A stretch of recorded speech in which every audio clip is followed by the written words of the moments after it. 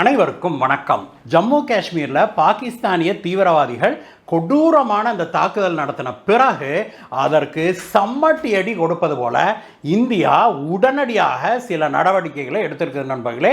முக்கியமாக 5 நடவடிக்கைகளை இந்தியா எடுத்திருப்பதாக இந்தியாவுடைய வெளியுறவுத்துறை பேச்சாளர் நேற்று செய்தியாளர்களிடம் சொன்னார். அதில் மிக முக்கியமான ஒரு முடிவை இந்தியா எடுத்திருப்பது பாகிஸ்தானை அலறி துடிக்க வச்சிருக்குது.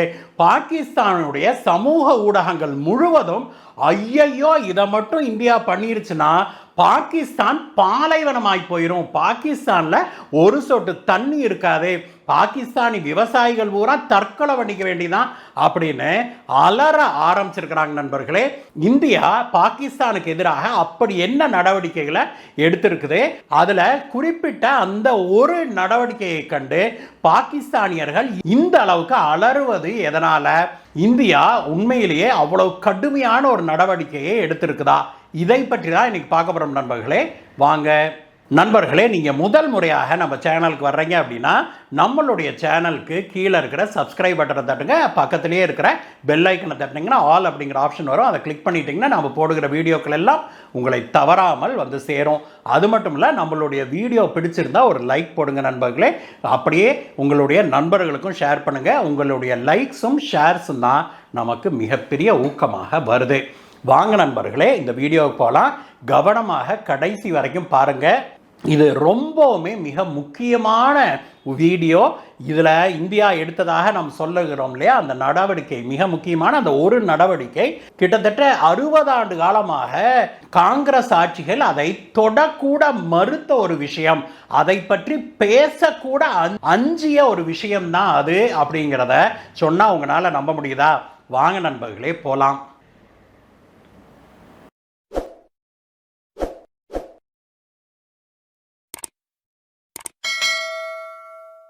நண்பர்களே, நேற்றைய தினம் ஜம்முவில் டூரிஸ்டுகள் மீது, சுற்றுலா பயணிகளின் மீது, அதிலையும் குறிப்பாக இந்துக்களாக தேர்ந்தெடுத்து இந்த பாகிஸ்தானிய தீவிரவாதிகள் கொலைவெறி தாக்குதல் நடத்தினது நமக்கு தெரியும். அதில் 28 பேர் உயிரிழந்ததும் நமக்கு தெரியும்.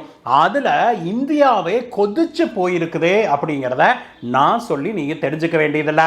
இதனால் இந்திய மக்கள் எல்லாம் பாகிஸ்தானுக்கு எதிராக உடனடியாக நம்ம கடுமையான நடவடிக்கை எடுக்கணும் அப்படின்னு கொதிச்சு போயிருக்கிற இந்த சமயத்தில் நேற்று மாலையே பாரத பிரதமர் திரு நரேந்திர மோடி அவர்களுடைய அரசாங்கம் சில கடுமையான நடவடிக்கைகளை எடுத்திருக்குது பாகிஸ்தானுக்கு எதிராக. நேற்று மாலை செய்தியாளர்களை சந்திச்ச இந்தியாவுடைய வெளியுறவுத்துறை பேச்சாளரான விக்ரம் மிஸ்ரி இந்தியா பாகிஸ்தானுக்கு எதிராக எடுத்திருக்கிற கடுமையான 5 நடவடிக்கைகளை பட்டியலிட்டாரு. இதுல முதல் நடவடிக்கையாக இந்திய பாகிஸ்தான் எல்லையில் பார்டர் கிராசிங் அட்டாரியில் இருக்குது இல்லையா, அந்த அட்டாரி பார்டர் கிராசிங்கை உடனடியாக நாம் மூடுவதாக இந்தியா அறிவிச்சிருக்குது. அந்த பார்டர் கிராசிங் வழியாக யாரெல்லாம் இந்தியர்கள் பாகிஸ்தானுக்குள்ள போயிருக்கிறாங்களோ அவங்க மே 1ஆம் தேதிக்குள்ள திரும்பி வரலாம் அப்படின்னும், அது வரைக்கும் இந்தியா அவர்களை அனுமதிக்கும், அதற்குள்ளாக அவர்கள் திரும்பி வந்துவிட வேணும் அப்படின்னு இந்தியா அறிவிச்சிருக்குது. அதுக்கு அடுத்தபடியாக இந்தியா என்ன அறிவிச்சிருக்குதுன்னா, பாகிஸ்தான்ல இருந்து இந்தியா வருகிறவர்கள் யாருக்குமே இனிமே நாங்க விசா கொடுக்கறதில்ல, அனைத்து விசா வழங்குதலையும் நாங்க நிறுத்தி வைக்கிறோம் அப்படின்னு சொல்லி இந்தியா அறிவிச்சிருக்குது. இதுல டூரிஸ்ட் விசா, பிசினஸ் விசா, இது போக இந்த சோசியல் விசான்னு சொல்லுவாங்களே, எல்லா வகையான விசாக்களையும் இந்தியா நிறுத்தி வச்சிருச்சு, உடனடியாக நிறுத்துவதாக அறிவிச்சிருக்குது. இதோட நிறுத்தாம இதற்கு ஒரு படி மேல போய் அடுத்ததாக இந்தியா என்ன பண்ணியிருக்குன்னா, ஏற்கனவே விசா வாங்கிட்டு இந்தியா வந்திருப்பாங்களா பாகிஸ்தானியர்கள், அவங்களையெல்லாம் 48 மணி நேரத்துக்குள்ள வெளியேறுங்க அப்படின்னு சொல்லி இருக்குது. அதுலயும் குறிப்பாக இந்தியா பல பாகிஸ்தானியர்களுக்கு இந்த சார்க் விசா அப்படின்னு ஒரு விசா வழங்கி இருக்கிறாங்க. சார்க் நாடுகளுக்கு மட்டுமே இந்தியா ஒரு சிறப்பு விசாவை வழங்குது. அவங்க இந்தியாவுக்கு வர முடியும், பல நாட்கள் தங்க முடியும், இங்க வர்த்தகமும் பண்ண முடியும். அப்படிப்பட்டவர்களுக்கு வழங்கப்பட்ட அனைத்து சார்க் விசாவையும் உடனடியாக நாங்கள் கேன்சல் பண்றோம். அடுத்த 48 மணி நேரத்துக்குள்ளாக அவங்க இந்தியாவை விட்டு வெளியேற வேணும் அப்படின்னு சொல்லி இருக்குது. சுருக்கமாக சொன்னா, அடுத்த 48 மணி நேரத்துக்குள்ளாக இந்தியாவை விட்டு அனைத்து பாகிஸ்தானியர்களும் எந்த விசால வந்திருந்தாலும் சரி, ஏன் மெடிக்கல் ட்ரீட்மெண்ட்டுக்காக கூட பலரும் இந்தியா வந்திருக்கிறாங்க, அவங்களுக்கும் இனிமே விசா கிடையாது, அவங்களும் இந்தியாவை விட்டு வெளியேறணும் அப்படின்னு ஸ்ட்ரிக்டாக சொல்லியிருக்குது. இது பல பாகிஸ்தானியர்களுக்கு பயங்கரமான அதிர்ச்சியாக வந்திருக்குது. ஏன்னா இதில் பலரும் வர்த்தகத்துக்காக வர்றவங்க இருக்கிறாங்க. அதைவிட அதிகமான எண்ணிக்கையில் இந்தியாவுக்கு மெடிக்கல் ட்ரீட்மெண்ட்டுக்காக வர்றவங்க நிறைய பேர் இருக்காங்க நண்பர்களே. குறிப்பாக வடநாடுகளுக்கு மட்டும் இல்லை, டெல்லிக்கு மட்டும் போகிறதில்ல அவங்க, சென்னைக்கும் அதற்கு அடுத்தபடியாக கோயம்புத்தூருக்கும் கூட பல பாகிஸ்தானியர்கள் ட்ரீட்மெண்ட்டுக்காக வர்றாங்க. அவங்களையெல்லாம் உடனடியாக வெளியேற சொல்லி இந்தியா உத்தரவிட்டிருக்குது. இது பாகிஸ்தான்ல பெரும் அதிர்ச்சியை ஏற்படுத்தி இருக்குது. நான்காவதாக இந்தியா என்ன அறிவிச்சிருக்குது அப்படின்னாக்க, இந்தியாவில் இருக்கிற பாகிஸ்தானிய தூதரகம் இருக்குது இல்லையா, அதில் இப்பொழுது 55 பேர் வேலை செய்கிறாங்க. அதை 30 உடனடியாக குறைத்து கொள்ள வேணும். அந்த பாகிஸ்தானுடைய கன்சுலேட்டில் இருக்கிற இந்த மிலிட்டரி அட்டாஷீஸ் அப்படின்னு சொல்கிறாங்க, அதாவது இராணுவ அதிகாரிகள் அங்கே பணியாற்றுவது வழக்கம், பாகிஸ்தானிய இராணுவ அதிகாரிகள். அதே போல பாகிஸ்தானிய உளவு அதிகாரிகளும் இங்கே பணியாற்றுவது வழக்கம்தான். இவர்களெல்லாம் உடனடியாக இந்தியா பர்சனா நான் கிராட்டா அப்படின்னு சொல்லி அறிவிச்சிருக்குது. அதாவது இந்தியாவில் விரும்பத்தகாதவர்கள் இவர்கள் அப்படிங்கிறதா அதனுடைய அர்த்தம். அவர்களுக்கு 1 வாரம் டைம் கொடுத்திருக்குது, உடனடியாக அவர்கள் இந்தியாவை விட்டு கிளம்பணும் அப்படின்னு சொல்லியிருக்குது.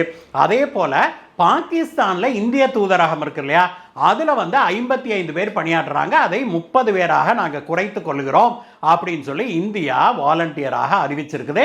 இதுல இன்டர்நேஷனல் லா என்ன சொல்லுது அப்படின்னாக்க, ஒரு நாட்டுல பிற நாட்டு தூதரகம் எத்தனை பேர்த்த உட்கார வச்சிருக்குதோ அதே அளவிலான எண்ணிக்கையை தான் இந்த நாடு அவங்க நாட்டில் உட்கார வைக்க முடியும்.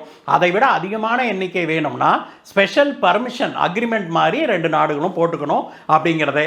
அதனால இந்தியா 30 தன்னுடைய தூதரக அதிகாரிகளுடைய எண்ணிக்கையை பாகிஸ்தான்ல குறைச்சா இங்க ஆட்டோமேட்டிக்காக பாகிஸ்தானும் குறைத்தாக வேணும். அதுலயும் குறிப்பாக இந்தியாவே லிஸ்ட் கொடுத்து இன்னன்னார வெளியேற்றணும் அப்படின்னு சொல்லி இந்தியாவை சொல்லிடுச்சு நண்பர்களே. இந்த 4 நடவடிக்கைகள் கூட பாகிஸ்தானால சமாளிச்சுக்க முடியும். இது ஒன்றும் பெரிய மேட்டர்லாம் கிடையாது. இது ஒரு சின்ன சின்ன இடையூறுகளை ஏற்படுத்தக்கூடிய விஷயம் தான். பாகிஸ்தான் அரசாங்கத்தை இதை ஆடி போக வைக்காது அப்படிங்கிறதா உண்மை. ஐந்தாவதாக மிக முக்கியமானதாக ஒரு நடவடிக்கை ஒன்றை இந்தியா அறிவிச்சிருக்க நண்பர்களே, அதுதான் பாகிஸ்தானையும் பாகிஸ்தானிய மக்களையும் ஆடி போக வச்சிருக்குது. பாகிஸ்தானுடைய சோசியல் மீடியா இன்னைக்கு தீயா பத்திக்கிட்டு எரியுது இந்த ஒரு விஷயத்துக்காக தான்.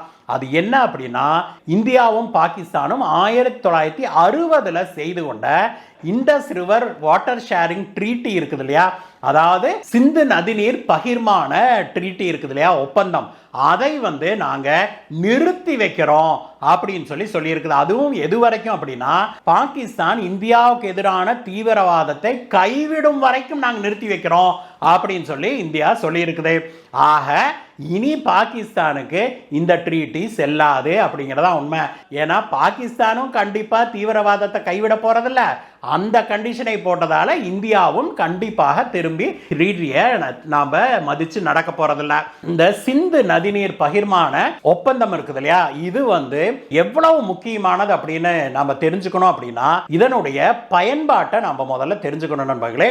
பாகிஸ்தானுடைய பொருளாதாரம் ஒரு அக்ரேரியன் பொருளாதாரம் அப்படிங்கிறத நாம் புரிஞ்சுக்க வேணும். பாகிஸ்தானுடைய பொருளாதாரம் விவசாயத்தை நம்பி இருக்கிற பொருளாதாரம். அங்க இண்டஸ்ட்ரீஸ்லாம் பெரிய அளவில் கிடையாது. அங்க மிக முக்கியமான வருவாயை ஈட்டி தருவதே அங்க விவசாயம் தான். பாகிஸ்தானுடைய ஜனத்தொகையில கிட்டத்தட்ட 80% மக்கள் விவசாயத்தை நேரடியாகவோ மறைமுகமாகவோ நம்பித்தான் இருக்கிறாங்க. அப்படின்னா இது அந்த நாட்டுக்கு எவ்வளவு முக்கியமான ஒரு விஷயம் அப்படிங்கிறத நம்ம தெரிஞ்சுக்கொள்ள வேணும். பாகிஸ்தானுடைய மொத்த ஜிடிபியில 25% விவசாயத்திலிருந்து தான் வருதுன்னா பார்த்துக்கோங்க நண்பர்களே. ஸோ விவசாயம் இல்லை அப்படின்னா பாகிஸ்தான் முடிஞ்சு போயிடும். இதை நீங்க மனசுல வச்சுக்கோங்க. ஏன்னா அடுத்தது இந்த இண்டஸ் ரிவர் ட்ரீட்டியை பத்தி பேசுறோம் இல்லையா, அது பாகிஸ்தானை எந்த அளவுக்கு காப்பாத்துது அப்படிங்கிறத நம்ம புரிஞ்சு கொள்ள முடியும்.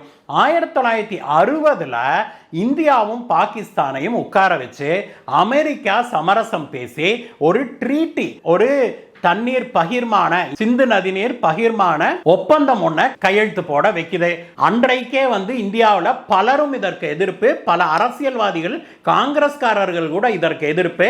அவங்க எல்லாம் என்ன சொன்னாங்கன்னா, இந்த ஒப்பந்தத்தில் கையெழுத்து போட்டுட்டோம்னா பாகிஸ்தானுக்கு தான் இதுல முழுக்க முழுக்க பெனிஃபிட், இந்தியாவுக்கு எந்த பெனிஃபிட்டும் இல்லை அப்படின்னு சொன்னாங்க. ஆனாலும் கூட நம்முடைய முதல் பிரதமரான ஜவஹர்லால் நேரு தான் இதை புடிவாதமாக முன்னின்று கையெழுத்தும் போட்டாரு. இந்த ட்ரீட்டி அப்படி என்ன சொல்லுது அப்படின்னா, இந்தியாவிலிருந்து உருவாகி பாகிஸ்தான் போகிற நதிகள் இருக்குது இல்லையா, 6 முக்கியமான நதிகள் இந்தியாவில் உருவாகி பாகிஸ்தானுக்கு போகுது நண்பர்களே. இந்த 6 நதிகளுடைய நீரை எப்படி நாம பகிர்மானம் செய்து கொள்றது அப்படிங்கிறது தான் இந்த ட்ரீட்டி. அந்த 6 நதிகள் என்னென்ன அப்படின்னா, சட்லஜ், பியாஸ், ராவி, இண்டஸ், ஜலம் மற்றும் செனாப் ஆகிய 6 நதிகளுடைய நீர் தான் இந்தியாவில் குறிப்பாக ஜம்மு காஷ்மீர்ல இருந்து ஆரம்பிச்சு அப்படியே பாகிஸ்தானுக்குள்ள போகுது. இந்த 6 நதிகள் மட்டும் பாகிஸ்தானுடைய நீர் பிரச்சனையில எவ்வளவு கொடுக்குது, நீர் ஆதாரத்தில் எவ்வளவு கொடுக்குதுன்னு பார்த்தீங்கன்னா 85% வழங்குது பாகிஸ்தானுக்கு. அதாவது இந்தியாவிலிருந்து உருவாகி பாகிஸ்தானுக்குள்ள போகிற இந்த 6 நதிகளும் சேர்ந்து பாகிஸ்தானுடைய மொத்த நீர்வளத்தில் 85% இது கொடுக்குது அப்படின்னா பார்த்துக்கோங்களேன். இந்த நீர் பகிர்மானத்துக்கு தான் அமெரிக்கா தலையிட்டு ஒரு சமரசம் செய்து இந்தியாவையும் பாகிஸ்தானையும் கையெழுத்திட வைத்தது. நல்ல ஞாபகம் வச்சுக்கணும் நண்பர்களே, அந்த காலகட்டத்தில் பாகிஸ்தானுக்கு முழு ஆதரவாக நின்றது அமெரிக்கா. இந்தியாவை எதிரியாக பார்த்த காலகட்டம் அது. அந்த காலகட்டத்தில் அமெரிக்காவுடைய சமரசத்தை ஏற்றுக்கிட்டு நம்ம காங்கிரஸ் அரசாங்கம் போய் இந்த இதில் கையெழுத்து போட்டாங்கன்னா பார்த்துக்கோங்களேன். சரி, அப்படி என்ன இந்த ட்ரீட்டி சொல்லுது அப்படின்னா, இந்தியாவுடைய கிழக்கு பகுதியிலிருந்து கிளம்புகிற 3 நதிகள் இருக்குது. சட்லஜ், பியாஸ், ரவி அப்படிங்கிறது தான் அந்த 3 ஆறு. அந்த 3 ஆற்றுல வர்ற தண்ணியை இந்தியா முழுமையாக பயன்படுத்தி கொள்ளலாம். அதே சமயத்தில் அடுத்த 3 ஆறு, அதாவது அந்த 3 ஆற்றுல நம்ம டேம் கட்டிக்கலாம், நாம் இங்கே மேல் பகுதியில் விவசாயம் பண்ணிக்கலாம், எல்லாம் பண்ணிக்கலாம். அதனுடைய எக்ஸஸ் தான் நம்ம டேமை திறந்து விட்டா கீழே போகும். இப்போ எப்படி கர்நாடகாவில் டேமை திறந்து விட்டா தமிழ்நாட்டுக்கு வருது, கர்நாடகாக்காரன் அடைச்சிட்டானா நமக்கு தண்ணி இல்லை அப்படின்னு உட்கார்ந்துருக்கிறோம் இல்லையா, அதே சூழ்நிலை தான் அங்கேயும். இந்த 3 ஆறுல நம்ம டேம் கட்டிக்க அனுமதி உண்டு. ஆனால் அடுத்த 3 ஆறுகள் இருக்குது இல்லையா, எது இண்டஸ், ஜலம், செனாப் அப்படிங்கிற அடுத்த 3 ஆறுகள் இருக்குது இல்லையா, அந்த 3 ஆறுகளும் முழுக்க முழுக்க அந்த நீர்வளம் பாகிஸ்தானுக்கு தான் சொந்தம். அதில் நம்ம டேம் கட்டவோ அதில் ஆற்றுல வாய்க்கால் வெட்டவோ எதையுமே நம்ம பண்ணக்கூடாது அப்படிங்கிறது இந்த ஒப்பந்தம். இந்த ஒப்பந்தம் கையெழுத்தானதுனால தான் இன்றைக்கு வரைக்கும் பாகிஸ்தானில் தண்ணி இருக்குது அப்படின்னா பார்த்துக்கோங்களேன். இல்லைன்னா இந்நேரம் பாகிஸ்தான் காஞ்ச காடாக இருக்கும். பாகிஸ்தான் இந்தியாவுக்கு எதிராக தீவிரவாதத்தை தூண்ட ஆரம்பிச்ச காலத்தில் இருந்தே பல அரசியல் கட்சிகள் இந்தியாவில், குறிப்பாக பாரதிய ஜனதா கட்சி, காங்கிரஸ் கட்சி சொல்லவே சொல்லாது, அது வேற விஷயம், பாரதிய ஜனதா கட்சி இந்த இண்டஸ் ரிவர் அக்ரிமெண்ட்டை நம்ம நல்லிஃபை பண்ணணும் அப்படின்னு சொல்லி பல சமயத்தில் சொல்லியிருக்கிறாங்க. ஆனால் காங்கிரஸ் அரசாங்கம் அதற்கு செவிமடுக்கவே இல்லை. இந்தியாவோடு பாகிஸ்தான் 3 போர்கள் புரிந்தது. அப்பையும் கூட இதை நம்ம மாற்றி எழுதலை. அப்போ கூட பாகிஸ்தான் ஆக்கிரமிச்சு வச்சிருக்கிற காஷ்மீரை போய் நம்ம பிடிக்கிறதுக்கு நமக்கு திராணி இல்லை அந்த காங்கிரஸ் ஆட்சியால்.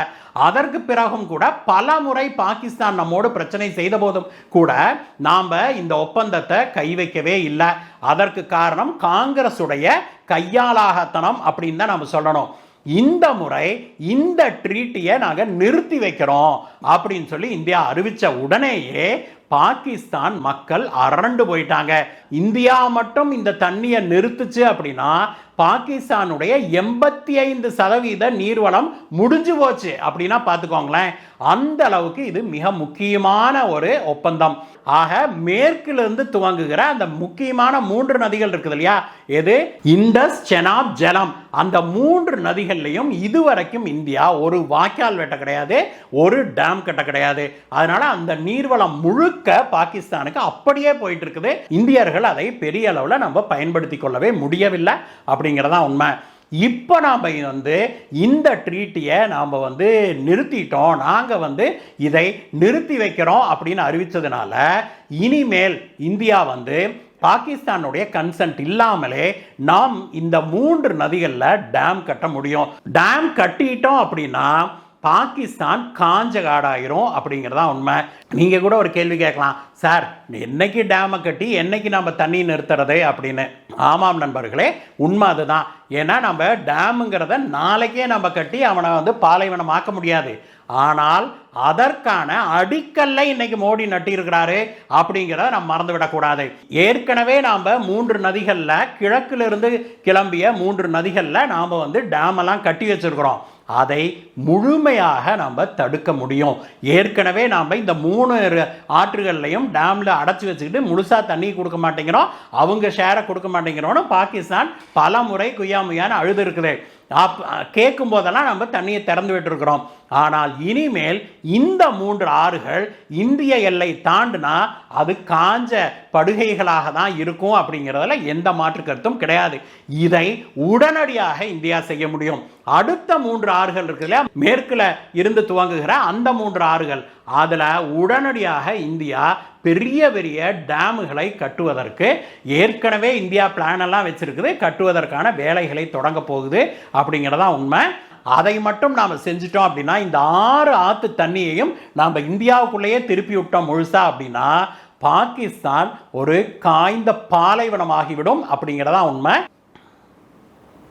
ஐயோ இந்தியா பாகிஸ்தானை பாலைவனமாக்குது, இந்தியா பாகிஸ்தானிய விவசாயிகள் வயிற்றில் அடிச்சிருச்சு, இந்தியா பாகிஸ்தான் விவசாயமே செய்ய முடியாத அளவுக்கு முடிச்சு கட்டிருச்சு, பாகிஸ்தானுடைய பஞ்சாப் மாநிலம், அதாவது பாகிஸ்தானுடைய 85% விவசாய ப்ரொடியூஸ் அந்த பஞ்சாப் மாநிலத்திலிருந்து தான் வருது. அந்த பஞ்சாப் மாநிலம் பாலைவனமாக போய்விடும், பாகிஸ்தானுடைய பஞ்சாபிய சீக்கியர்களுக்கு இந்தியா துரோகம் நினைச்சிருச்சு அப்படின்னெல்லாம் நான் சொல்லல நண்பர்களே. இது எல்லாமே இன்றைக்கு பாகிஸ்தானுடைய சமூக ஊடகங்களில் பரப்பப்பட்டு வருகிற செய்திகள், அவர்கள் அலறிக் கொண்டிருக்கிற செய்திகள். இது இந்தியா எடுத்த இந்த ஒரு நடவடிக்கை போதும் பாகிஸ்தானை பாலைவனமாக்குறதுக்கு. உண்மையிலேயே இதை செய்ததற்கு பாரத பிரதமர் திரு நரேந்திர மோடி அவர்களுக்கு நாம் கையெடுத்து கும்பிட்டு நன்றி சொல்லணும் நண்பர்களே. இதோட நிற்கவில்லை நடவடிக்கை அப்படின்னு இந்திய அரசு அறிவிச்சிருக்குது. இனி அடுத்ததாக இராணுவ நடவடிக்கை எடுப்பதற்கு இந்தியா தயாராகி வருது அப்படிங்கிற செய்தி நம் காதுகளுக்கு கேட்டது. பாகிஸ்தான் இராணுவமும் ஏர்ஃபோர்ஸும் தயாராக இருக்குது. இந்தியா ஸ்ட்ரைக் பண்ண போகுது, சர்ஜிக்கல் ஸ்ட்ரைக் மாதிரி எதையாவது பண்ணுவாங்க அப்படின்னா அதை தடுக்கிறதுக்கு தயாராக இருக்கிறாங்க. ஆனால் அதே சமயத்தில் இந்தியாவும் தாக்குதலுக்கு தயாராகி வருது. பாகிஸ்தானின் மீது கண்டிப்பாக இந்தியா இராணுவ தாக்குதல் நடத்தும் அப்படிங்கிறதுல எந்த மாற்று கருத்தும் கிடையாது. எது எப்படியோ நண்பர்களே, பாகிஸ்தானை பாலைவனமாக மாற்றுவதற்கு இந்தியா முதல் அடிக்கல்லை நாட்டிருக்குது அப்படின்னு தான் சொல்லணும். இந்த வீடியோவை பற்றிய உங்களுடைய கருத்துக்களை சொல்லுங்க நண்பர்களே. மீண்டும் உங்களை வேற வீடியோ சந்திக்கிறேங்க. Bye bye.